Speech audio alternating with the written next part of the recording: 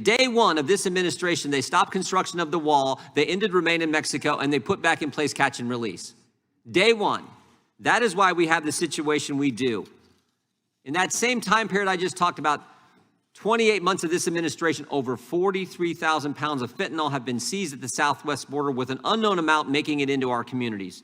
And there's also been an uptick in the number of individuals on the FBI terrorist watch list.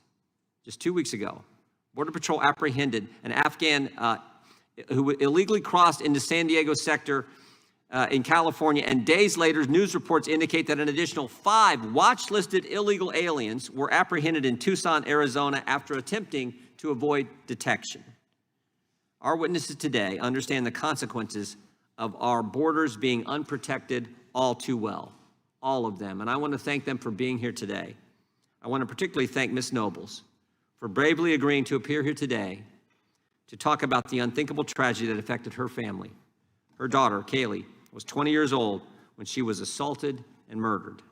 The person charged with the crime was an MS-13 gang member who was allowed to enter the United States after crossing the border illegally as a so-called unaccompanied alien child. Despite the USC having a criminal history in El Salvador for MS-13 gang affiliation well before he even entered the United States, law enforcement only became aware of this fact after Kaylee's murder.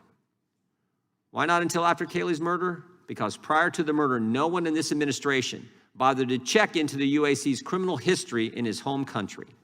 And the Hamilton family was not alone this year in experiencing such a horrific event. In January, suspected cartel members massacred 6 people, including a 10-month-old infant, assassination style in Goshen, California.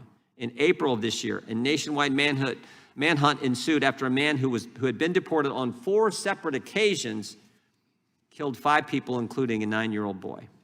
It's well past time that we enforce the law, secure our border, and we should pass, the Senate should pass, the bill that we passed in the House just a few weeks ago so we can get our border under control and secure. With that, Mr. Chairman, I yield back.